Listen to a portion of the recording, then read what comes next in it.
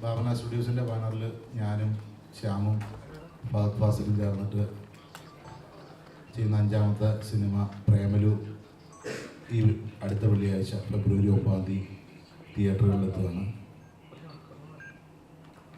തണ്ണീർമത്തൻ ദിനങ്ങൾക്കും super ശരണിക്ക് ശേഷം ഗിരീഷാണ് cinema direct ചെയ്യുന്നത്. എന്താണ് സിനിമയെക്കുറിച്ച് ഉള്ള വിശേഷങ്ങളും ഒക്കെ സംസാരിക്കാമെന്ന് വെച്ചിട്ടാണ് ഈ പ്രസ് മീറ്റ്. ഗിരീഷ് സിനിമയെക്കുറിച്ച് ബേസിക്കായിട്ടൊന്ന് പറയും. റോംകോം ജോണറിലുള്ളൊരു സിനിമയാണത്. ഗിരീഷ് ബേസിക്കായിട്ടൊന്ന് പറയും. എന്നിട്ട് നമുക്ക് സംസാരിച്ചു പറയാം. നമസ്കാരം. ദിലീഷ് ഏട്ടൻ പറഞ്ഞ ഇതൊരു പക്ക റോംകോം ജോണറിലുള്ളൊരു പരിപാടിയാണ്. എന്താ പറയുക, മുൻപത്തെ പടങ്ങളിൽ നിന്നും വ്യത്യാസമായിട്ട് കുറച്ചും കൂടി വലിയൊരു സ്കെയിലിൽ വന്നിട്ടുള്ളൊരു പടമായിട്ടാണ് നമുക്ക് ഫീൽ ചെയ്യുന്നത്. നല്ല മ്യൂസിക്കും കോമഡി റൊമാൻസും ഒക്കെയുള്ള എല്ലാവർക്കും, പ്രത്യേകിച്ച് യങ്സ്റ്റേഴ്സിനും ഇഷ്ടപ്പെടുന്ന തരത്തിലുള്ളൊരു പടമായിട്ട് ആണ് നമ്മൾ എത്തിയേക്കുന്നത്.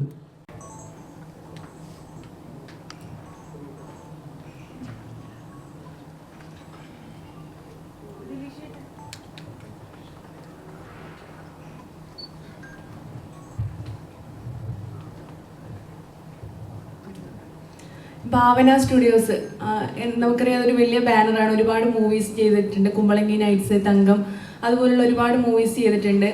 അപ്പോൾ ഇങ്ങനെ ഒരു എന്താ പറയുക, ഒരുപാട് ഇൻവെസ്റ്റിഗേഷൻ ആയാലും അങ്ങനെ ഒരുപാട് നല്ല നല്ല സിനിമകളിൽ നല്ല കഥാപാത്രങ്ങൾ ചെയ്യുന്ന ദിലീഷ് ചേട്ടൻ ഒരു പ്രൊഡ്യൂസർ എന്ന നിലയിൽ എങ്ങനെയാണ് ഈ ഒരു പ്രേമലു എന്നൊരു മൂവി കമ്മിറ്റ് ചെയ്യാനുള്ള കാരണം എന്താണ്? ഇപ്പം എല്ലാം ഇൻവെസ്റ്റിഗേറ്റീവ് പടങ്ങളും അങ്ങനെ ചിരിപ്പിക്കുന്ന പടങ്ങൾ, ഇതുപോലുള്ള പടങ്ങൾ വരണം എന്നുള്ളത് കൊണ്ടാണോ? അത് എന്താണ് ഇതിലേക്ക് എത്താനുള്ള റീസൺ? ഹലോ. അല്ല, ഈ സിനിമ എന്തുകൊണ്ട് ഭാവന സ്റ്റുഡിയോസ് പ്രൊഡ്യൂസ് ചെയ്തതെന്ന് ചോദിച്ചാൽ അതിന് ഒരേ ഒരു ഉത്തരവേ ഉള്ളൂ. ഗിരീഷ് ഏടി. ഗിരീഷ് ഏടി എന്ന പറയുന്ന ഫിലിം മേക്കർ വളരെ മികച്ച 2 സിനിമകൾ ചെയ്തിട്ടുള്ള ആളാണ്. ആ 2 സിനിമകളും തിയേറ്ററിൽ മികച്ച വിജയങ്ങൾ നേടിയ സിനിമകളായിരുന്നു. അത് അതിൻ്റെ പ്രത്യേകത കൊണ്ടും പുതുമ കൊണ്ടും ഐഡൻറ്റിറ്റി കൊണ്ടൊക്കെ വളരെ മലയാളത്തിൽ ശ്രദ്ധിക്കപ്പെട്ട സിനിമകൾ തന്നെയാണ് ഗിരീഷിൻ്റെ 2 സിനിമകളും. അപ്പോൾ അത്രയും പ്രൂവ് ചെയ്തിട്ടുള്ളൊരു ഡയറക്ടർ എന്ന നിലയിൽ അദ്ദേഹത്തിൻ്റെ കൂടെ വർക്ക് ചെയ്യുക എന്നുള്ളത് മാത്രമേ ഉള്ളൂ ഞങ്ങളുടെ ഒരു ഇതുണ്ടായിരുന്നുള്ളൂ. അത് ഗിരീഷ് എനിക്ക് തോന്നുന്നു തണ്ണീർമത്തൻ കഴിഞ്ഞൊരു സമയം മുതൽ തന്നെ നമ്മളൊരു സിനിമയ്ക്ക് വേണ്ടി ഗിരീഷുമായിട്ട് സംസാരിക്കുന്നുണ്ടായിരുന്നു. അത് സംഭവിച്ചപ്പോഴാന്നേ ഉള്ളൂ. അപ്പം ഗിരീഷിനോട് സംസാരിച്ച് ഗിരീഷ് നമുക്കൊരു പടം ചെയ്യുന്നതിനെക്കുറിച്ച് ഇങ്ങനെ സാധ്യതകളെക്കുറിച്ച് ചർച്ച ചെയ്തു. ഗിരീഷുമായിട്ട് അങ്ങനെ ഇരുന്നപ്പോൾ ഗിരീഷ് കയ്യിലുള്ള 1-2 ഐഡിയകളെക്കുറിച്ച് സംസാരിച്ചു. അപ്പം നമ്മൾ കൂടുതലും ഗിരീഷിന് ഏത് കോൺഫിഡൻസ് ഏതിലേക്കാണ്, ഗിരീഷിനെ ട്രസ്റ്റ് ചെയ്യാനാണ് നമ്മൾ ഈ പ്രൊജക്റ്റിലുടനീളം ശ്രമിച്ചിട്ടുള്ളൂ. ഗിരീഷിനോട് നമ്മൾ ഇത് ചെയ്യണം അങ്ങനെ ഒന്നും പറഞ്ഞിട്ടില്ല. ഗിരീഷിന് കൂടുതൽ ഇഷ്ടപ്പെട്ട കഥ ഏതാണ് അത് ഗിരീഷ് പറയുന്നു. അപ്പോൾ നമ്മുടെ അഭിപ്രായങ്ങൾ നമ്മൾ ചിലപ്പം ആദ്യഘട്ടത്തിൽ രേഖപ്പെടുത്തിയിട്ടുണ്ടാവും, അത്രേ ഉള്ളൂ. ബാക്കി ഗിരീഷിന് കംഫർട്ടായിട്ട് ഷൂട്ട് കൊണ്ടുപോകുക, ഗിരീഷിന് എല്ലാം ഇഷ്ടപ്പെടുന്നുണ്ടോ എന്ന് മാത്രമാണ് നമ്മൾ ക്രോസ് ചെക്ക് ചെയ്തുകൊണ്ടിരുന്നത്. അതിൽ ഞങ്ങൾക്ക് 100% വിശ്വാസമുണ്ട്.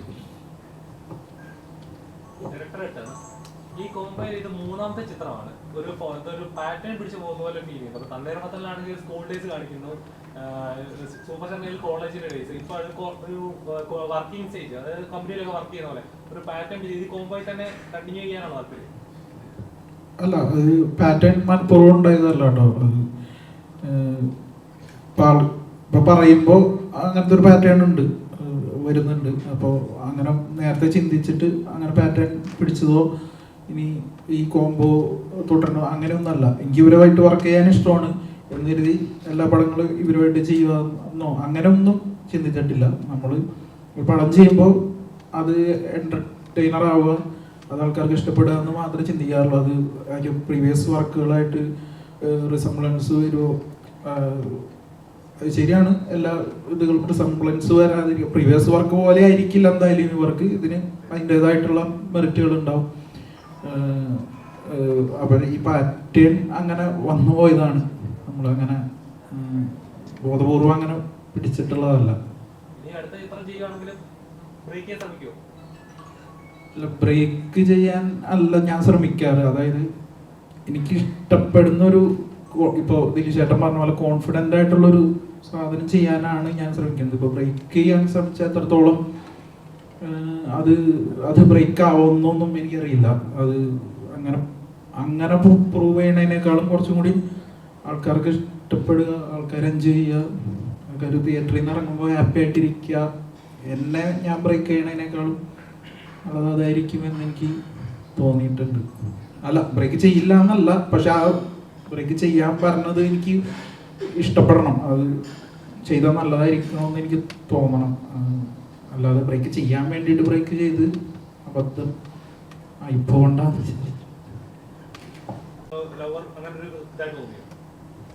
ചിലപ്പോൾ നിങ്ങൾക്ക് മുമ്പ് കണ്ടുപോയ കഥാപാത്രങ്ങളുടെ ഷെയ്ഡ് ചിലപ്പോൾ കണ്ടിട്ടുണ്ടാവാം. പക്ഷേ ഇതില് കഥയും കഥാപാത്രവും തികച്ചും മറ്റുള്ള സിനിമകളിൽ നിന്നും, ഞാൻ ചെയ്തിട്ടുള്ള മറ്റു സിനിമകളിൽ നിന്നും തികച്ചും വ്യത്യസ്തമായിട്ട് നിൽക്കുന്നതാണ്. പശ്ചാത്തലമാണെങ്കിലും അത് സംഭവിക്കുന്ന കാര്യങ്ങളാണെങ്കിലും എല്ലാം വ്യത്യസ്തമായിട്ട് നിൽക്കുന്നതാണ്.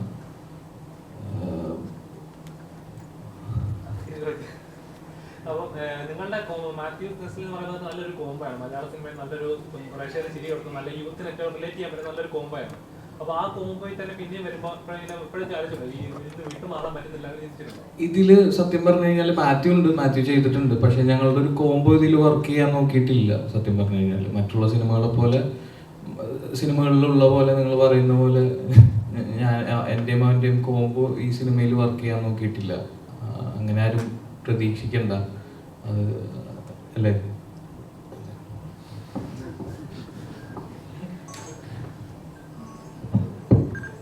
മമിതയുടെ അടുത്തന്നെ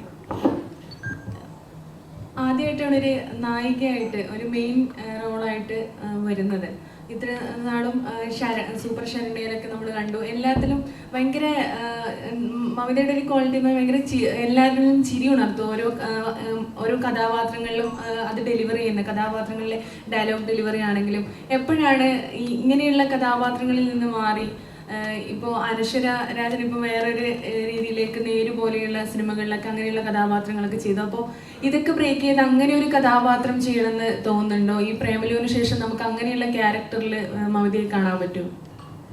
ആദ്യം തന്നെ വളരെ സന്തോഷമുണ്ട് ഇപ്പം പറഞ്ഞതിൽ. കാരണം ഞാൻ ഓഡിയൻസിൻ്റെ ഇടയിൽ ഹാപ്പി ആക്കുന്നു എന്ന് ഒരു ഫാക്റ്റ് പറഞ്ഞതിൽ ഭയങ്കര സന്തോഷമുണ്ട്. പിന്നെ ഈ പറഞ്ഞ പോലെ വേറെ റോൾസ് നമ്മളുടെ അടുത്തേക്ക് വരണമെന്നുണ്ടെങ്കിൽ അതിൽ ഡയറക്ടേഴ്സിന് ഒരു കോൺഫിഡൻസ് വേണം. ഇപ്പോൾ എന്നെ വെച്ച് ഇങ്ങനത്തെ ഒരു റോള് ചെയ്താൽ അത് നന്നാവും എന്നൊരു കോൺഫിഡൻസ് കൊടുക്കുന്നതോടെ വരെ എനിക്ക് കിട്ടുന്ന എന്ത് പ്രൊജക്ട്സ് ആണോ അതിൽ ഏറ്റവും ബെസ്റ്റ് എന്നാൽ കഴിയുന്ന രീതിയിൽ ചെയ്യാന്നുള്ളതേ ഉള്ളൂ. അപ്പം അങ്ങനെ നല്ല റോൾസ് വരാൻ വേണ്ടിയിട്ട് ഞാനും വെയിറ്റിംഗ് ആണ്. അപ്പോൾ അതിന് ഇനിയും പ്രൂവ് ചെയ്യണം എന്നുണ്ടെങ്കിൽ ഇനിയും പ്രൂവ് ചെയ്യണം. അങ്ങനെ ട്രെയിലർ ആണെങ്കിലും ട്രെൻഡിങ് ആയിരുന്നു. ഇപ്പോഴാണെങ്കിലും ഒരു 19ാമത്തെ ട്രെൻഡിങ് ആണ് യൂട്യൂബിൽ. അപ്പോൾ അതിലെല്ലാവരും പറഞ്ഞ കമന്റ് എന്ന് പറഞ്ഞാൽ നെസ്ലിനും മമിതയും മെയിനായിട്ട് വരണം എന്ന് ഒരുപാട് ആഗ്രഹിച്ചതാണ് എന്നുള്ളത്. അപ്പോൾ ഇനി തുടർന്ന് അങ്ങോട്ട് നിങ്ങൾ എന്താ പറയുക, പഴയ ജോഡികളെയൊക്കെ പോലെ പണ്ട് ശോഭന ലാലേട്ടൻ അതൊക്കെ പോലെ നിങ്ങളിനി മുന്നോട്ടും അങ്ങനെ എല്ലാ സിനിമകളിലും നമുക്കിങ്ങനെ കാണാൻ പറ്റുമോ? അയ്യോ, അറിയില്ല.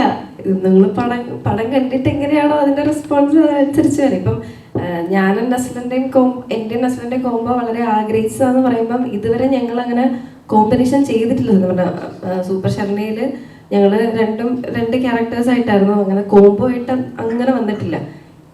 എന്നിരുന്നാലും അങ്ങനത്തെ ഒരു കോംബോ എന്താ പറയുക, പ്രേക്ഷകർ അത് ആഗ്രഹിക്കുന്നുണ്ടെന്നൊക്കെ ഈ ട്രെയിലറും ഒക്കെ ഇറങ്ങുമ്പോഴാണ് നമുക്ക് മനസ്സിലായി വരുന്നത്. അതിൽ വളരെ സന്തോഷമുണ്ട്. ഇനിയിപ്പം പടം കണ്ടിട്ട് പറയാമോ? സൂപ്പർ ശരണയിലെ കഥാപാത്രം വളരെയധികം ട്രെൻഡിങ് ആയ ഒരു കഥാപാത്രമായിരുന്നു. ഇപ്പോൾ സോഷ്യൽ മീഡിയയിലെ സ്റ്റാറ്റസുകൾ നോക്കിയാലും ഇപ്പോൾ കഴിഞ്ഞ 6 വർഷം ഫെബ്രുവരിയിലൊക്കെ പറയുമ്പോൾ താങ്കളുടെ സ്റ്റാറ്റസ് ആയിരുന്നു കൂടുതൽ സിംഗിൾസിന്റെ ഒരു അങ്ങനെ.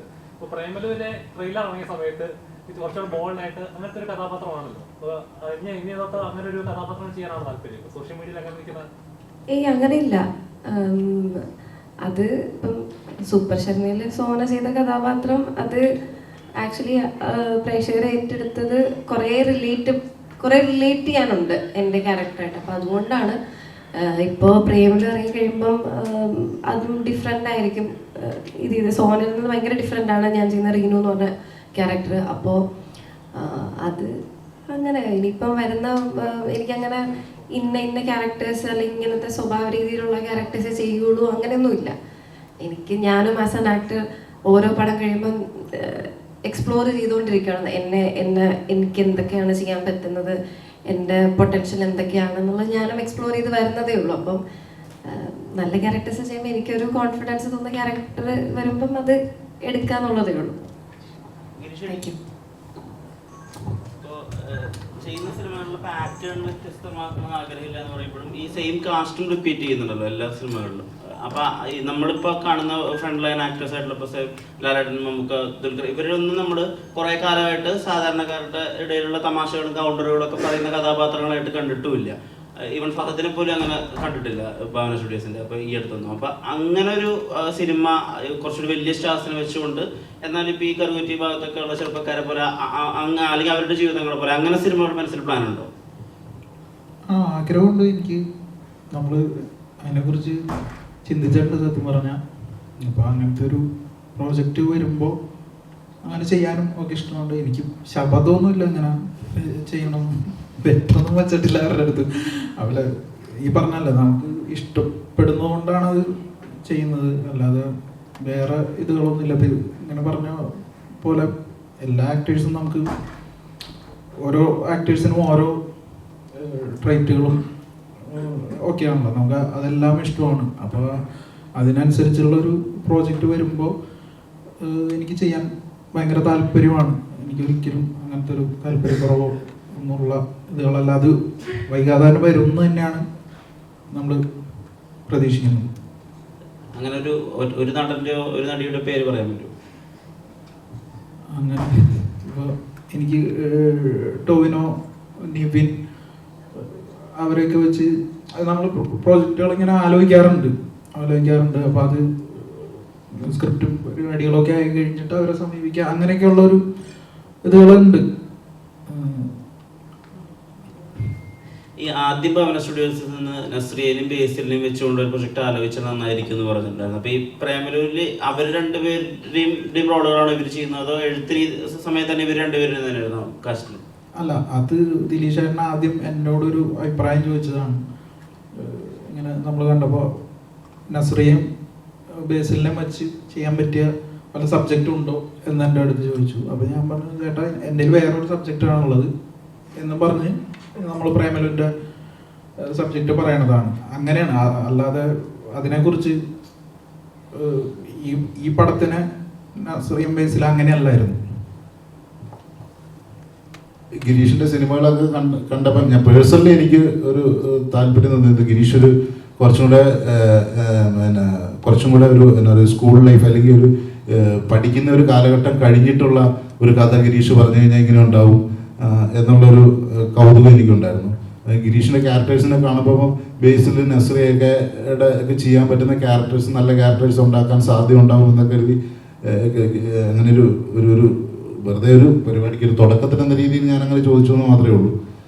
ഇങ്ങനത്തെ ആ കൈൻഡ് ഒരു സ്റ്റോറി. അപ്പം ഗിരീഷ് പറഞ്ഞിങ്ങനെ അതെല്ലാം നമുക്ക് എൻ്റെ കയ്യിൽ വേറൊരു പരിപാടി ഇങ്ങനെ ഇരിപ്പുണ്ട്, പക്ഷെ അത് അവർക്ക് പറ്റുന്നതാണോ തോന്നുന്നില്ല എന്ന് പറഞ്ഞിട്ട് ഗിരീഷ് ഇപ്പോൾ ഐഡിയ പറഞ്ഞു. അപ്പം അതൊക്കെ അത് ഓക്കെ ഐഡിയ, ഗിരീഷിന് കോൺഫിഡൻസ് ഉള്ള ഒരു സിനിമ ചെയ്യുക എന്നുള്ളതുണ്ടായിരുന്നുള്ളൂ. ഐഡിയ ഞങ്ങൾക്ക് കോൺഫിഡൻ്റ് ആയിരുന്നു. നസലിൻ്റെയും മമതയുടെയും കാസ്റ്റിങ്ങിലും 100% കോൺഫിഡൻ്റ് ആയിരുന്നു. എനിക്ക് തോന്നുന്നു ഈ സമയത്ത് അങ്ങനെ തിയേറ്ററിലേക്ക് ആളെ കൊണ്ടുവരാൻ പറ്റുന്ന കാസ്റ്റ് തന്നെയാണ് അവരുടേത് എന്ന് തന്നെയാണ് നമ്മൾ വിശ്വസിക്കുന്നത്. ഈ ഫാൻ ബേസ് കൂടുന്നതുകൊണ്ട് ഉത്തരവാദിത്തം കൂടുന്നുണ്ടോ അതോ പേടി തോന്നുന്നുണ്ടോ? കാരണം മമ്മീദിന്റെ ഇപ്പൊ ട്രെയിലർ ആൻഡ് ടീസറിൽ ഇറങ്ങി കഴിഞ്ഞാൽ അതിൽ മമ്മീദിന്റെ ഭാഗങ്ങൾ മാത്രം കട്ട് ചെയ്ത് ആൾക്കാർ ഉറക്കൊഴിഞ്ഞൊക്കെ എഡിറ്റ് ചെയ്ത് അങ്ങനെ ചെയ്യുന്നുണ്ട്. അപ്പം അതുകൊണ്ട് ഉത്തരവാദിത്തം കൂടുകയാണോ അതോ പേടി തോന്നുന്നുണ്ടോ ഫാൻ ബേസ് കൂടുന്നതുകൊണ്ട്? പേടി തോന്നുന്നില്ല. ഈ പറഞ്ഞ കാര്യത്തിൽ എനിക്ക് ഭയങ്കര സന്തോഷമുണ്ട്. കാരണം ഞാൻ എന്താ പറയുക, ഞാൻ പറഞ്ഞിട്ടൊന്നുമല്ല അവർ ചെയ്യുന്നത്. അപ്പോൾ അവരെനിക്ക് വേണ്ടിയിട്ട് പഠിക്കുന്ന സ്റ്റുഡൻസ് ഒക്കെ ഉണ്ട് അതിനകത്ത്. അപ്പോൾ അവർ എക്സാമിൻ്റെ ഇടയ്ക്കൊക്കെ ഇരുന്ന് എഡിറ്റ് ചെയ്ത് കട്ട് ചെയ്ത് ഇടുന്ന പോർഷൻസ് ആണ്. അവർ അത്രയും സപ്പോർട്ടീവാണ് എന്നെ. അപ്പോൾ അതിൽ ഭയങ്കര സന്തോഷമുണ്ട്. അപ്പോൾ ഈ പറഞ്ഞ പോലെ റെസ്പോൺസിബിൾ കുറച്ചുകൂടെ ആവുമെന്ന് എനിക്ക് തോന്നുന്നു. കുറച്ചുകൂടെ റെസ്പോൺസിബിലിറ്റി നമുക്ക് വരും. കാരണം അങ്ങനത്തെ കുറച്ച് പേര് നമുക്ക് വേണ്ടിയിട്ട് വെയിറ്റ് ചെയ്യുന്നുണ്ട്. നമ്മുടെ അടുത്ത പടങ്ങൾ എന്താണെന്നറിയാൻ, നമ്മളുടെ അടുത്ത മൂവ്മെൻറ്റ് എന്താണെന്നറിയാൻ ഒക്കെ വെയിറ്റ് ചെയ്യുന്നുണ്ട്. അപ്പം അവർക്ക് വേണ്ടിയിട്ട് നല്ല പ്രോജക്ട്സ് ഇനിയും ചെയ്യണം അവരെ കുറച്ചുകൂടിയും എന്താ പറയുക, അവരെ സന്തോഷിപ്പിക്കണം എന്ന് തോന്നാറുണ്ട്.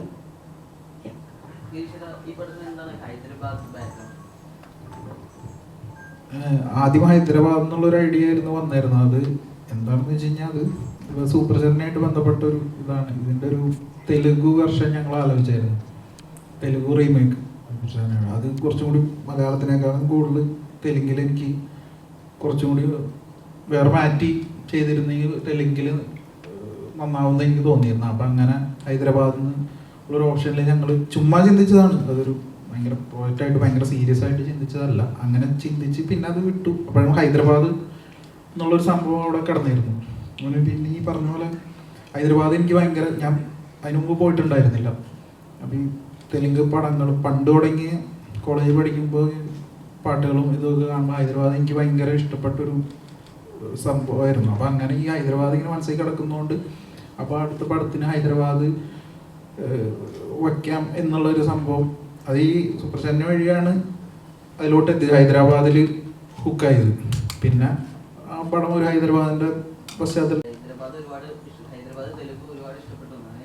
പണ്ട് ഇപ്പോൾ ഈ ടൈപ്പ് മൂവീസ് പ്രേമലു അല്ലെങ്കിൽ സൂപ്പർ ചെന്നൈ പോലത്തെ നേരത്തെ വന്നിട്ട് അല്ലു അർജുൻ മൂവീസാണ് ഓൾമോസ്റ്റ് ഈ തെലുങ്ക്. അപ്പോൾ ആ ഒരു ടൈപ്പ് മൂവീസിനോട് എന്തെങ്കിലും ഒരു റിലേഷൻ അല്ലെങ്കിൽ സാമ്യം ഉണ്ടോ? ഇല്ല, ആ ടൈപ്പ് ഇത് ഒരു മലയാളം പടം തന്നെയാണ്, ടിപ്പിക്കൽ മലയാളം പടം തന്നെയാണ്. മലയാളം പടം എങ്ങനെയൊക്കെയാണോ അല്ലെങ്കിൽ മലയാളി ഓഡിയൻസിൻ്റെ സെൻസിബിലിറ്റീസ് എങ്ങനെയാണോ തെലുങ്ക് ഓഡിയൻസിൻ്റെ വേറെയാണ്. അല്ലു അർജുൻ്റെ പടങ്ങൾ ഞാൻ കാണാറുണ്ട്. ആ സെൻസിബിലിറ്റീസിൽ നിന്നിട്ടുള്ള പടമല്ല, ടിപ്പിക്കൽ മലയാളം ഓഡിയൻസിൻ്റെ ഇതിൽ നിന്ന് എൻ്റെ എല്ലാ പടം പോലെ തന്നെ. അത് എനിക്കറിയില്ല, അത് വേറെ ഭാഷയിൽ അങ്ങനത്തെ ഒരു ഇതായിരിക്കുമെന്ന് എനിക്കറിയില്ല, അറിയാൻ പാടില്ല. അങ്ങനെയല്ല അതിൻ്റെ. ദിലീഷേട്ടാ, ഇപ്പോൾ ഭാവന സ്റ്റുഡിയോസിലേക്ക് തുടക്കം എന്ന് പറയാവുന്ന മഹേഷിൻ്റെ പ്രതികാരം ഇറങ്ങിയിട്ട് 8 വർഷം ആയിരിക്കുന്നു. അപ്പോൾ മഹേഷിൻ്റെ പ്രതികാരം സെറ്റ് ചെയ്ത് വെച്ചിട്ടുള്ള ഒരുപാട് സ്റ്റാൻഡേർഡ്സ് ഉണ്ട്. ഇപ്പോൾ അതിലാണ് ആദ്യമായിട്ട് ഡീറ്റെയിലിങ്ങിനെ പറ്റിയിട്ടും ബ്രില്യൻസിനെ പറ്റിയിട്ടും പൊളിറ്റിക്കൽ കറക്റ്റ്നസിനെ പറ്റിയിട്ടൊക്കെ ആളുകൾ ആദ്യമായിട്ട് ശ്രദ്ധിക്കാൻ തുടങ്ങിയത്. ആ സിനിമയുടെ പ്രയോഗങ്ങൾ ഇപ്പോഴും നീ ഒരു സ്ഥലത്ത് നിൽക്കട എന്ന് പറയുന്നതും അല്ലെങ്കിൽ ഇത്ര ചീപ്പാണ് ആർട്ടിസ്റ്റ് ബേബി എന്ന് പറയുന്ന പ്രയോഗങ്ങൾ പോലും ഇന്നും വളരെ റെലവൻ്റ് ആണ്. പ്രകാശ് സിറ്റിയും അല്ലെങ്കിൽ ഫഹദിൻ്റെ ചിരിയും ഒക്കെ ഇന്നും ട്രോളുകളിൽ വരുന്ന ഒരു കാര്യമാണ്. അപ്പോൾ അന്നേ ഈ പറഞ്ഞ പൊളിറ്റിക്കൽ കറക്റ്റ്നസിനെ പറ്റിയിട്ടോ അല്ലെങ്കിൽ ബ്രില്യൻസിനെ പറ്റിയിട്ടോ ആളുകൾ ചർച്ച ചെയ്യപ്പെടണമെന്നും അല്ലെങ്കിൽ എല്ലാ കാലത്തും റെലവൻ്റ് ആണ് ആയിട്ട് നിൽക്കണം എന്നുള്ള രീതിയിൽ മഹേഷിൻ്റെ പ്രതികാരത്തിന് വല്ലാത്തൊരു അത്യധ്വാനം നിങ്ങൾ ചെയ്തിരുന്നു ശ്യാം ചേട്ടനും ദിലീഷ് ചേട്ടൻ? ഒരിക്കലുമില്ല. അത് ചെയ്യുന്ന സമയത്ത് ഒരിക്കലും നമ്മൾ അങ്ങനെയൊന്നും ആലോചിച്ചിരുന്നില്ല.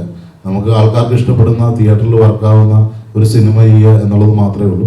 പിന്നെ ആ കഥയോടും അതിലെ കഥാപാത്രങ്ങളോടും ഒക്കെ ഒരു ഫിലിം മേക്കർ എന്ന നിലയിലും റൈറ്റർ എന്ന നിലയിലും ഒക്കെ ഞങ്ങൾ ഏറ്റവും നീതി പുലർത്താൻ ശ്രമിച്ചിരുന്നു. അത് ഏറ്റവും വൃത്തിയായിട്ടിരിക്കണമെന്നും അത് കുറച്ച് ഒതൻറ്റിക്കായി തന്നെ ആ കഥ പറയണം എന്നൊക്കെയുള്ള തോന്നലുണ്ടായിരുന്നു. അല്ലാണ്ട് ഇത് അങ്ങനെ ആവുന്നൊന്നും കരുതിയിട്ടില്ല നമ്മൾ. പ്രത്യേകിച്ച് അത് അതിൻ്റെ ആദ്യത്തെ സിനിമയാണ്. അത്ര കോൺഫിഡൻസ് ഉള്ളൊരു ഡയറക്ടറൊന്നും അല്ല ഞാനപ്പം അങ്ങനെ എങ്ങനെയെങ്കിലുമൊക്കെ ഒരു 50 ഓടുന്ന ഒരു പടം എന്ന സങ്കല്പത്തിലാണ് സത്യത്തിൽ ആ പടം ചെയ്തത്.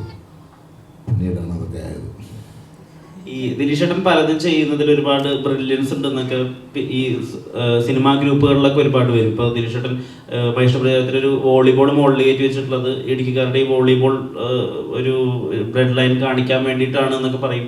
ദിലീഷേട്ടൻ ഗ്ലാസ് വെച്ചിട്ട് അതിൽ പകുതി ചായ വെച്ചാൽ അയാളുടെ ജീവിതം സന്തുലിതാവസ്ഥയിലാണെന്നൊക്കെ ആളുകൾ പറഞ്ഞ് കുറിപ്പെഴുതും. അപ്പോൾ ഈ ബ്രില്യൻസ് ഒരു വലിയ പ്രശ്നമാവാറുണ്ടോ? അത് വിട്ടാൽ നോക്കാം. ഇതൊന്നും ഒരു കാര്യമില്ലെന്ന്, വലിയ ഒരു കാര്യമുള്ള കാര്യങ്ങളല്ലേ ഇതൊന്നും. ഒരു സിനിമ നന്നാകുക എന്നുള്ളതേ ഉള്ളൂ, അത്രേ ഉള്ളൂ. അതിനകത്ത് ഒരു സാധനം നന്നായി കഴിയുമ്പോൾ ആളുകൾ അതിനെക്കുറിച്ച് പല രീതിയിൽ പറയും. ആ സിനിമ മോശമായി കഴിഞ്ഞാൽ ആളുകൾ അതിനെക്കുറിച്ച് ആ രീതിയിൽ സംസാരിക്കും. അപ്പോൾ അത്രയൊക്കെ ഉള്ളൂ. അത് നമ്മുടെ കയ്യിലല്ലതിരിക്കുന്നത് എന്നാണ് ഞാൻ വിശ്വസിക്കുന്നത്. സിനിമ ഇപ്പം ഇന്നലെ വരെ ഇപ്പം ഗിരീഷുമായിട്ട് നേരെ സംസാരിക്കുമ്പോൾ നമ്മൾ ഈ പ്രേമലു എന്ന് പറയുന്ന പടത്തിൽ ഇന്നലെ വരെ ഞങ്ങൾക്ക് ഇച്ചിരി പണി തീരാൻ ഇച്ചിരി വൈകിയപ്പോൾ നമ്മൾ പറയും. അല്ലെങ്കിൽ തലേ ദിവസവും റിലീസിൻ്റെ തലേ ദിവസമൊക്കെയാണ് ഡയറക്ടറും സമാധാനപ്പെടുന്നത് പണി കഴിഞ്ഞിട്ട്.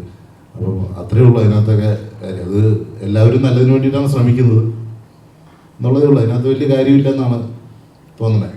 ഒരു സിനിമ അത് ചെയ്തു കഴിഞ്ഞ് കഴിഞ്ഞാൽ നമ്മുടെ കയ്യിൽ നിന്ന് പോയി. പിന്നെ ഇത് പുറത്തോട്ട് ഇറങ്ങിക്കഴിഞ്ഞാൽ ഒരു ആർട്ട് എന്ന നിലയിൽ അത് ഓരോരുത്തരും ഓരോ രീതിയിലാണ് ആർട്ടിനെ റീഡ് ചെയ്യുക. അതിനെ അതിൻ്റെ വഴിക്ക് വിട്ടേച്ചാൽ മതി. നമ്മൾ എപ്പോഴെങ്കിലും അങ്ങനത്തെ ഒരു പോസ്റ്റോ ഈ സോഷ്യൽ മീഡിയയിൽ കണ്ടിട്ട് ഇത് ഇതിന് ഇങ്ങനെ ഒരു അർത്ഥം ഉണ്ടായിരുന്നോ എന്ന് ചിന്തിച്ചിട്ടുണ്ടോ? ഉറപ്പായിട്ടും ചിന്തിക്കേണ്ടി വരുമല്ലോ. ഉറപ്പായിട്ടും നമ്മളും കാണുവാണ്. ഓക്കെ, അങ്ങനെ കൈവിട്ട അർത്ഥങ്ങളൊക്കെ ഞാൻ സോഷ്യൽ മീഡിയയിലൊക്കെ അവിടെ ഇവിടെ കണ്ടിട്ടുണ്ട്.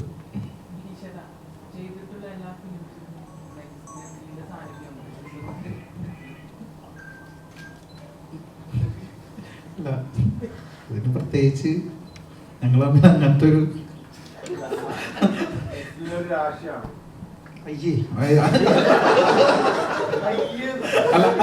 അല്ല രാശിന്നായിട്ട് അല്ല, ഞാൻ അങ്ങനത്തെ സൂപ്പർസ്റ്റിഷനിലൊന്നും വിശ്വസിക്കുന്ന ആളല്ല. രാശി മുഹൂർത്തം അങ്ങനെയൊന്നല്ല. അവൻ ഭയങ്കര കംഫർട്ടബിൾ, നല്ല നടനാണെന്ന് അല്ല, നല്ല നടനാണ് അവൻ പ്രൂവ് ചെയ്തിട്ടുള്ളത്. എനിക്കിപ്പോൾ അടുത്ത പടത്തിലും നസലിനെ അഭിനയിക്കുക എന്നുള്ളത് അതൊരു പ്രശ്നമായിട്ട് എനിക്കും ഫീൽ ചെയ്തിട്ടില്ല. അത് ആർക്കും ഫീലിംഗ് ചെയ്യേണ്ട കാര്യമില്ല എന്ന് എനിക്ക് തോന്നിയിട്ടുണ്ട്. കാരണം അഭിനയിക്കാൻ അറിയാവുന്ന, ആൾക്കാർ ഇഷ്ടപ്പെടുന്ന ഒരാളെ ഒരു സിനിമയിൽ ഇൻക്ലൂഡ് ചെയ്യിക്കുക എന്നുള്ളത് ഒരു പാപവും. അത് 10 സിനിമയിലും, അത് ഇപ്പോൾ പ്രിയദർശൻ സാറിൻ്റെ പടത്തിലായാലും സിനിമയിലായാലും അവർക്കൊക്കെ അവരുടെ കംഫർട്ട് സോണിലുള്ള റിപ്പീറ്റഡായിട്ട് വരുന്ന ആക്ടേഴ്സ് ഉണ്ടാവും. എല്ലാവരും ഉണ്ട്. ഇപ്പോൾ സത്യൻ സാറ് എന്നൊക്കെ പറയുന്ന പോലെ അതിനങ്ങനെ കണ്ടാൽ മതി എന്ന് എനിക്ക്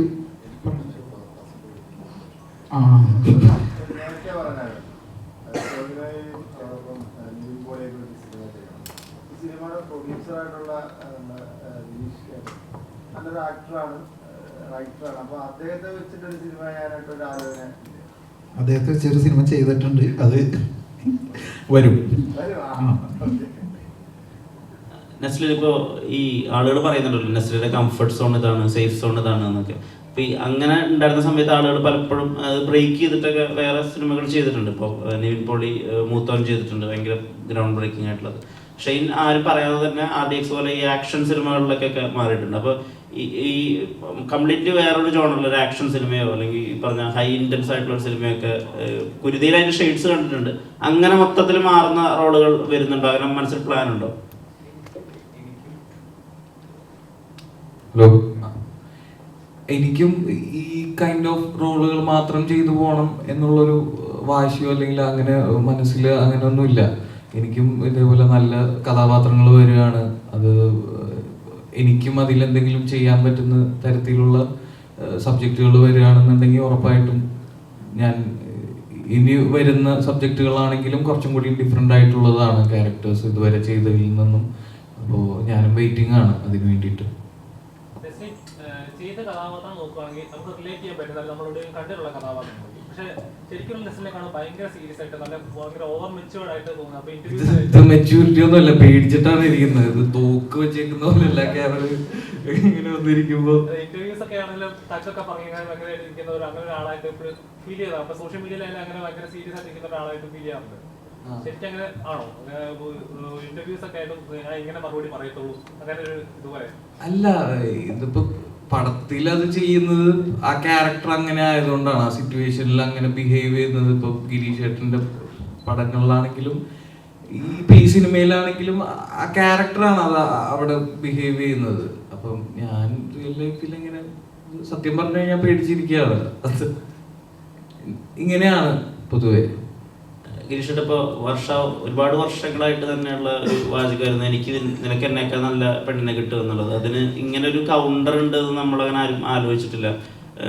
അങ്ങനെ ഞാൻ പറയില്ല, കാരണം എനിക്ക് എന്നെ തന്നെ പറ്റിയിട്ട് നല്ല മതിപ്പാണെന്നുള്ളത്. ഈ ഡയലോഗ് എപ്പോഴാണ് അത് സംഭവിക്കുന്നത്? അത് എഴുത്തിൽ തന്നെ ഉണ്ടായിരുന്നത്, അത് സ്പോട്ടിൽ വന്നതാണോ? അത് എഴുതിയതാണ്. അതെനിക്ക് എൻ്റെ ലൈഫിൽ സംഭവിച്ചിട്ടുള്ള ഒരു കാര്യത്തിൽ നിന്ന് വന്നതാണ്. അതന്ന് നമ്മുടെ മനസ്സിലിങ്ങനെ കിടക്കും. അത് കഴിഞ്ഞ് ഇത് എഴുതുമ്പോൾ അത് അങ്ങനെ വന്നു പോയി. ഈ പ്രേമം അന്ധന്മാര് മാത്രമല്ല മണ്ടന്മാരും ആക്കും എന്ന് പറയുന്ന ഡയലോഗും റിയൽ ലൈഫ് ഇൻസ്പയർഡ് ആണോ?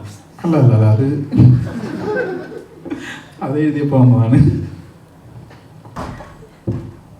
ഗിരീഷേട്ടാ, ചെയ്യുന്ന എല്ലാ ലവ് സ്റ്റോറീസിലായാലും ഒന്നിനൊന്ന് ഡിഫറെന്റ് ആയിട്ട് ഒരു ലവ് സ്റ്റോറി മറ്റേ കണക്ട് ചെയ്യാതെ ഓരോ ലവ് സ്റ്റോറിയിൽ അതിന്റെ യൂണീക്നെസ് അല്ലെങ്കിൽ എന്തെങ്കിലും ഒരു യൂണീക്ക് ആയിട്ടുള്ള കണ്ടന്റ് എപ്പോഴും ക്രിയേറ്റ് ചെയ്യാൻ ശ്രമിക്കുന്നുണ്ട്. ഇതെങ്ങനെയാണ് ഒരു ചെയ്യുന്നതിൽ നിന്ന് ഡിഫറെന്റ് ആയിരിക്കണം എന്ന് ഒരിക്കലും കമ്പാരിസൺ ഉണ്ടാവരുതെന്ന് വിചാരിച്ചിട്ടാണോ? അപ്പൊ എല്ലാ ലവ് സ്റ്റോറീസിലും ഒരേ പാറ്റേൺ ഒരു ഡിഫറെന്റ് ആൻഡ് യൂണീക്ക് ആയിട്ട് എപ്പോഴും ശ്രമിക്കാറുണ്ട്. അതെ അതെ, അത് അല്ല ഈ പറഞ്ഞ പോലെ തന്നെ അത് വേറെ ആയിരിക്കണമല്ലോ. അപ്പം ആ ക്യാരക്ടേഴ്സിൻ്റെ ഡിഫറൻസ് ആണ് അതിലെ റൊമാൻസിന് എങ്ങനെയാണ് എന്നുള്ളത് ഡിഫൈൻ ചെയ്യണം. അപ്പോൾ ആ ക്യാരക്ടേഴ്സ് മാറുമ്പോൾ തന്നെ ലവ് സ്റ്റോറീസ് ആകുമ്പോൾ തന്നെ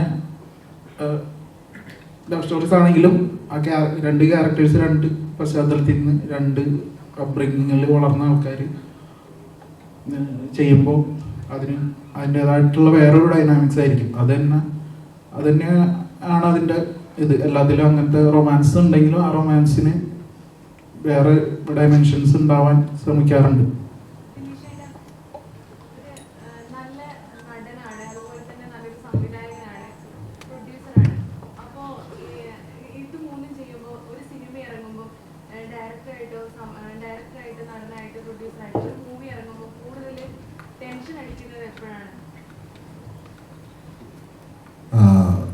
ടെൻഷൻ എനിക്ക് തോന്നുന്നു ചിലപ്പോൾ പ്രൊഡ്യൂസറായിട്ട് ഒരു പടം ഇറങ്ങുമ്പോഴായിരിക്കും.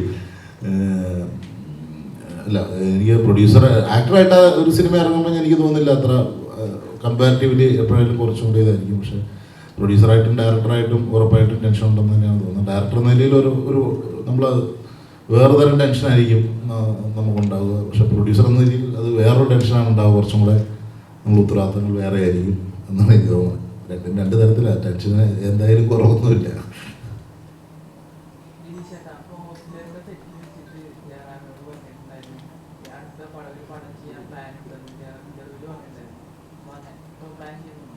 അല്ല, അങ്ങനെ ഒരു പടം ചെയ്യാൻ പ്ലാൻ ഉണ്ടെന്നല്ല, ഒരു പടം ചെയ്യാൻ ആഗ്രഹം ഉണ്ടെന്നുള്ളതാണ് അത്രയുള്ളത്. അല്ല, ആഗ്രഹമില്ലാതെ ഉണ്ടാവുമോ? എന്തായാലും ആഗ്രഹം ഉണ്ടാവില്ലേ?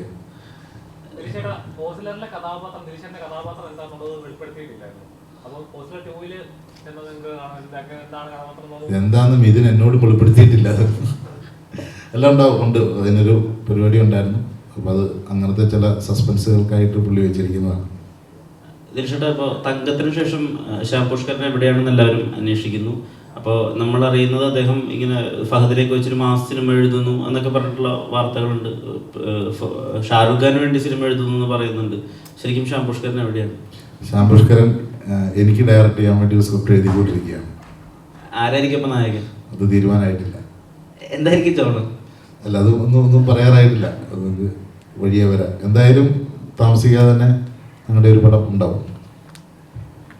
ശ്യാം, ഇപ്പോൾ ഈ ഒരു സിനിമയുടെ ട്രെയിലറൊക്കെ കാണുമ്പോഴേ നമുക്ക് മനസ്സിലാവുന്നത് വളരെ പെർഫെക്റ്റ് ആയിട്ടുള്ള ഒരു മാന്യനായിട്ടുള്ള ഒരാൾ എന്നൊക്കെയാണ് നമുക്ക് തോന്നുന്നത്. അപ്പോൾ അങ്ങനെ നമ്മൾ സിനിമയിൽ അങ്ങനെ കണ്ടിട്ടുള്ള ഈ നിറത്തിൽ ബോബനാലമോണിൻ്റെ ക്യാരക്ടറിനൊക്കെയാണ്. അപ്പോൾ അങ്ങനെ തന്നെ ഒരാൾ മാന്യനായിട്ട് കംപ്ലീറ്റ്ലി നിൽക്കുമ്പോൾ തന്നെ അതിലൊരു ക്വർക്കിനെസ് ഉണ്ടല്ലോ, ഒരു തമാശ ഉണ്ടല്ലോ. അത് പ്രേമലൊരു ഹൈലൈറ്റ് ആയിരിക്കും. ആ ഒരു ക്യാരക്ടർ എനിക്ക് അധികം അതിനെപ്പറ്റി പറയാൻ പറ്റില്ല. ആദ്യം എന്ന് പറയുന്നൊരു അതിൽ പറയുന്ന പോലെ തന്നെ ഒരു IT പ്രൊഫഷണലാണ്, അയാൾ വെൽ സെറ്റിൽഡ് ആണ്, ഒരു ജെന്റിൽമാൻ ആണെന്നൊക്കെ പറയുന്നുണ്ട്. പക്ഷേ അതിൻ്റെ ഒരു ചെറിയൊരു ഗ്ലാൻസിൽ നമ്മൾ ആ ഒരു മിറർ ഷോട്ട് കാണുന്നുണ്ട്. പുള്ളി ഇങ്ങനെ ചാടിയിട്ട് പെട്ടെന്ന് നോർമലാവുന്നത്. അപ്പോൾ അതിലെവിടെയോ എന്തോ ഒരു സംഭവം അയാളുടെ റിയൽ ക്യാരക്ടർ ആയിരിക്കും മേ ബി അതിൽ ആ ഒരു ഷോട്ടിൽ റിവീൽ ആവുന്നത്. അപ്പോൾ കൂടുതൽ പറയാൻ എനിക്ക് നിർവാഹമില്ല. മറ്റന്നാളത് ഫിലിമിൽ എന്തായാലും ആദ്യം ഇങ്ങനെ ഒരു പേസിൽ പോകുന്നുണ്ട്. ആദ്യയുടേതായ കുറച്ച് പരിപാടികളും കുറച്ച് വേരിയേഷൻസും ഒക്കെ ഉള്ളൊരു ക്യാരക്ടറാണ്. അത് പറഞ്ഞാൽ ആ ഒരു പോയിന്റിൽ ട്രെയിലറിൽ തന്നെ പറയുന്നുണ്ടല്ലോ. അപ്പോൾ സച്ചിൻ റീനുവിൻ്റെ പുറകെയാണ്. ഒരു പോയിന്റിൽ റീനു ഇങ്ങനെ പറയുന്നുണ്ട്, അങ്ങനെയാണെങ്കിൽ ഐ വിൽ മാരി ആദി എന്ന് പറയുന്നുണ്ട്. അപ്പോൾ അതെന്തായിരിക്കും എന്നുള്ളത് നമുക്ക് ശരിക്കും ആ സിനിമ കാണുമ്പോഴേ പറയാൻ പറ്റുള്ളൂ, എന്താണ് ആദിയുടെ സ്പേസ് എന്നുള്ളത്. ഈ പ്രേമലു എന്നുള്ള പേര് അതെവിടെ നിന്നാണ്? അത് ഈ തെലുങ്ക് മലയാളം വരുന്നത് കൊണ്ടാണോ, ലേലു അല്ലു എന്നെടുത്തതാണോ? എങ്ങനെയാണ് ഈ പ്രേമലു വരുന്നത്? അത് തെലുങ്കിൽ അങ്ങനത്തെ ഒരു വാക്കുണ്ട്, പ്രേമലു എന്ന് പറഞ്ഞിട്ട്. എന്ന് വെച്ചാൽ അതിന് റിയൽ ഇതിൽ സെൻസ് ഒന്നുമില്ല, പ്രേമങ്ങൾ എന്നാണ് അതിൻ്റെ ഇത്.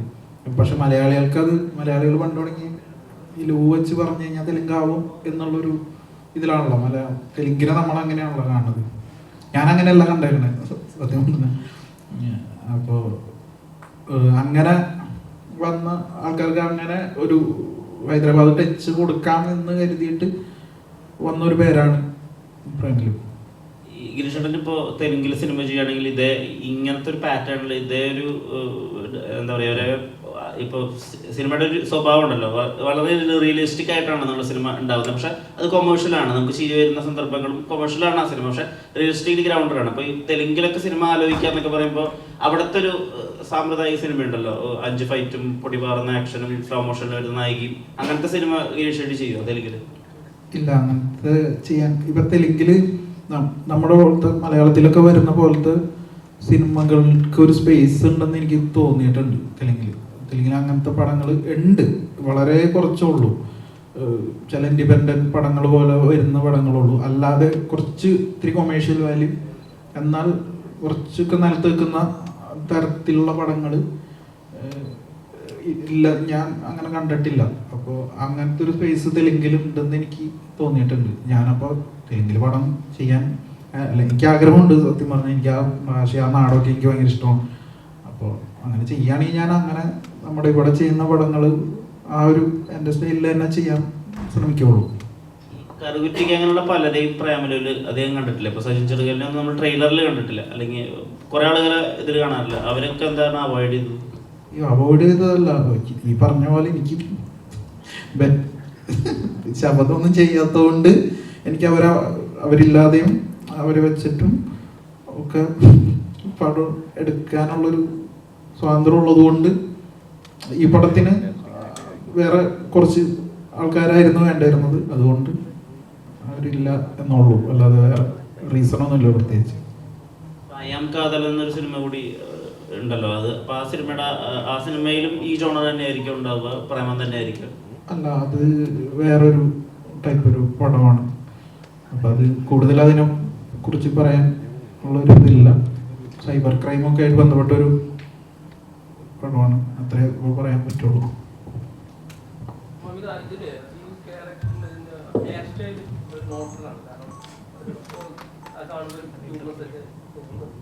അപ്പം ഇത് ഓൾറെഡി കഥാപാത്രത്തിൽ ഉള്ളതാണോ അതോ മമിതയുടെ ചോയ്സാണോ?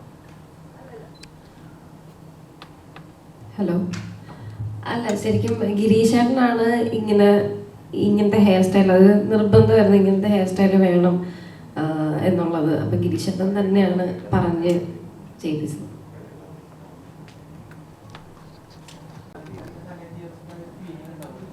അനിർമ്മത്തിന് ഞാൻ പിന്നെ അറിയില്ലായിരുന്നല്ലോ ഒരു സിനിമയാണ് ഇങ്ങനത്തെ പരിപാടിയാണ് എന്നുള്ളത്. അങ്ങനെയല്ല, ഇതിന് ഇത്രയും വലിയൊരു റീച്ച് ഉണ്ട്, ഇത് ഇത്രയും ആൾക്കാർ കണ്ട് ഈ തരത്തിലൊക്കെ എത്തും എന്നൊന്നും പ്രതീക്ഷിച്ചിട്ടില്ല. സിനിമനെ പറ്റി കൂടുതലൊന്നും അറിയില്ലായിരുന്നു ആ സമയത്തൊന്നും.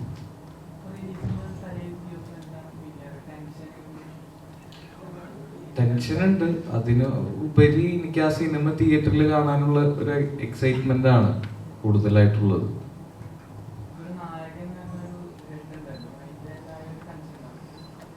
ഇല്ല, ഇത് അങ്ങനെ അത്തരത്തിലുള്ള ഒരു ടെൻഷൻ ഇല്ല സത്യം പറഞ്ഞു കഴിഞ്ഞാല്.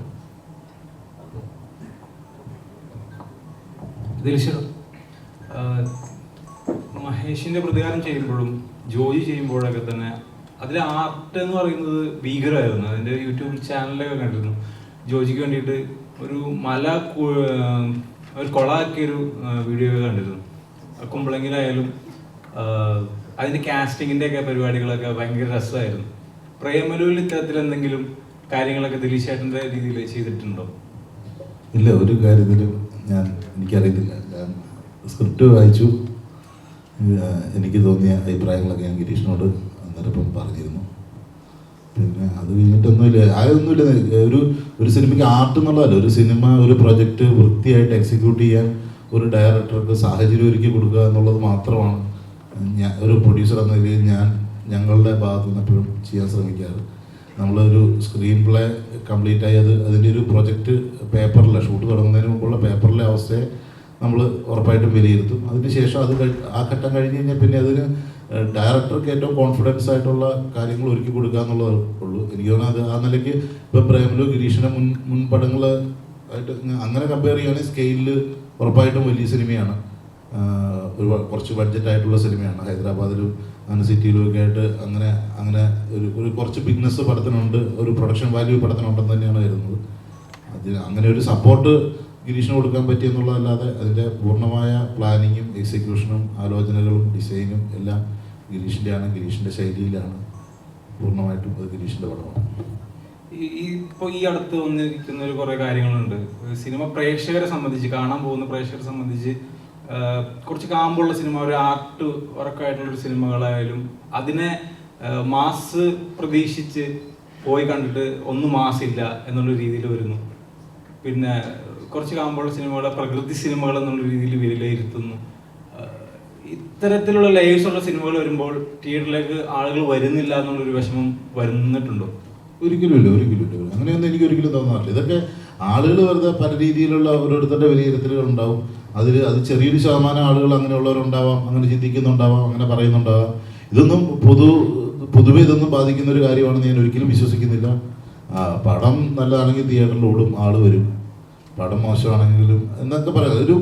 ഇപ്പോൾ ആൾക്കാരുടെ ഒരു എന്താ പറയുക, ഒരു കോമൺ പോപ്പുലർ ഓഡിയൻസ് എന്ന് പറയുന്ന അങ്ങനെയുള്ള ആളുകളുടെ ഒരു ടേസ്റ്റ് എപ്പോഴും എൻ്റർടൈൻമെൻറ്റിന് വേണ്ടിയിട്ടാണ് അവർ കൂടുതലായിട്ട് സിനിമ കാണുന്നത്. അപ്പോൾ എൻ്റർടൈൻമെൻറ്റ് വാല്യൂസ് ഉള്ള സിനിമകൾ ഉറപ്പായിട്ടും തിയേറ്ററിൽ ആളുകൾ കൂട്ടത്തോടെ വന്ന് കണ്ടിട്ട് പോകും. ഇതിനകത്ത് തർക്കമില്ല. എൻ്റർടൈൻമെൻറ്റ് വാല്യൂ കുറയും തോറും ആ കൈൻഡ് ഓഫ് ഫിലിംസിൻ്റെ ഓഡിയൻസ് കുറവായിരിക്കും, ആ ജോണറിന് ഓഡിയൻസ് കുറവായിരിക്കും. അത് റിയാലിറ്റിയാണ്. അന്യഭാഷാ സിനിമകൾ വരുമ്പോൾ മലയാള സിനിമകൾ കാണാൻ തോന്നാറില്ല എന്നുള്ളൊരു വിലയിരുത്തൽ വന്നിട്ടുണ്ടോ? അങ്ങനെയൊന്നും ഇല്ലെന്നേ. നമുക്ക് എന്തായാലും നമ്മുടെ കൾച്ചറിലുള്ള സിനിമകളോട് ഉറപ്പായിട്ട് നമുക്ക് കുറച്ച് കൂടുതൽ ഇഷ്ടം ഉണ്ടാവും എന്നാണ് ഞാൻ 100% വിശ്വസിക്കുന്നത്. അതായത് എല്ലാ മലയാളികൾക്കും അവരുടെ കൾച്ചറിൽ നിന്നുണ്ടാകുന്ന, അല്ലെങ്കിൽ അവർക്ക് കുറച്ചും കൂടെ റിലേറ്റ് ചെയ്യാൻ പറ്റുന്ന അവരുടെ ലാംഗ്വേജിലുള്ള സോളിഡ് സിനിമകളോടായിരിക്കും ഉറപ്പായിട്ടും ഒരു കുറച്ച് പ്രത്യേക ഇഷ്ടം നമുക്ക് കൂടുതലുണ്ടാവുക. മറ്റ് അന്യഭാഷകളിൽ നിന്നും നേരത്തേക്കാളും കൂടുതലായിട്ട് നമുക്ക് എല്ലാ സിനിമകളും കാണാൻ പറ്റും എന്നുള്ള സാഹചര്യം ഉള്ളതുകൊണ്ട് അവിടുത്തെ നല്ല സിനിമകൾ നമ്മൾ ഉറപ്പായിട്ടും കാണും. അതിനകത്ത് തർക്കമില്ല. അത് ലാംഗ്വേജ് ഇപ്പം പഴയ പോലെ അത്ര ബാരിയർ ആവാറില്ല. നമുക്ക് എല്ലാവർക്കും സിനിമ തിയേറ്ററിൽ പോകുന്ന ഓഡിയൻസിന് പലപ്പോഴും സബ് ടൈറ്റിൽ ശീലമായിട്ടുണ്ട്, അല്ലെങ്കിൽ തമിഴൊക്കെ ഉള്ള ലാംഗ്വേജുകൾ എല്ലാവർക്കും ഇപ്പോൾ അങ്ങനെ ആസ്വദിച്ച് തന്നെ കാണാൻ പറ്റുന്നുണ്ട്. നമുക്ക് ആ കൾച്ചറുകളെയൊക്കെ കുറച്ചും കൂടെ അറിയാം മുമ്പത്തേക്കാളും. അതിപ്പം തെലുങ്ക് സിനിമകളോടായാലും ഹിന്ദി ആയാലും നമുക്ക്, അല്ലെങ്കിൽ പുറത്തുള്ള കൾച്ചറുകളൊക്കെ കുറച്ചും കൂടെ ഇപ്പം നമുക്ക് ബാക്കി സോഷ്യൽ മീഡിയ ഒക്കെ ഉള്ളതുകൊണ്ട് കുറച്ചുകൂടെ പരിചയമുള്ളതുകൊണ്ട് ഉറപ്പായിട്ട് അത്ര സിനിമകൾ ആളുകൾ കാണും. അതിനകത്ത് അത്ഭുതപ്പെടാനൊന്നുമില്ല. അത് ആളുകൾക്ക് അത്ര സിനിമകളോട് പ്രത്യേക അഭിനിവേശം ഉണ്ടായിട്ടൊന്നും തോന്നുന്നില്ല. നല്ല സിനിമകളായതുകൊണ്ട് ആൾക്കാർ വരും കാണും. കഴിഞ്ഞ വർഷമായാലും ഈ വർഷമായാലും മലയാളത്തിൽ ഒരു ആഴ്ചകളിൽ ഇറങ്ങുന്ന സിനിമകൾ ഒരു 10 സിനിമകളോളം ഇറങ്ങുന്നുണ്ട്. അത്തരം എല്ലാ സിനിമകളും തന്നെ പരാജയപ്പെട്ടു പോകുന്നൊരു പ്രവണത കണ്ടിരുന്നുണ്ട്. എന്തുകൊണ്ടായിരിക്കും മലയാളത്തിൽ ഇത്ര സിനിമകൾ വന്നിട്ട് ആളുകൾ തിയേറ്ററിൽ വരുന്നില്ല? അല്ല, എണ്ണത്തിലൊരു കാര്യമില്ലല്ലോ. 1000 സിനിമ വന്നെന്ന് പറഞ്ഞിട്ട് ഒരു ഇൻഡസ്ട്രി വലുതാവില്ലല്ലോ. എത്ര മികച്ച സിനിമകൾ വന്നു എന്നുള്ളതിൽ മാത്രമേ ഒരു ഇൻഡസ്ട്രിക്ക് അത് ഗുണം ചെയ്യുകയോ, അല്ലെങ്കിൽ എല്ലാവരും മികച്ച സിനിമകൾക്ക് വേണ്ടിയിട്ട് തന്നെയായിരിക്കും ശ്രമിക്കുന്നത്. പക്ഷേ എങ്കിലും അതാണ് ഇപ്പം ഒരാഴ്ച 10 മോശം പടം വന്നാൽ തിയേറ്ററിൽ ചിലപ്പോൾ ആരും വരില്ല. ഒരൊറ്റപ്പടയെ വന്നുള്ള ഈ ആഴ്ച അത് നല്ല തോടാണെങ്കിൽ എല്ലാവരും വരും കാണാൻ. അപ്പം എണ്ണത്തിൽ അതൊരു ഫാക്ടറല്ലോ.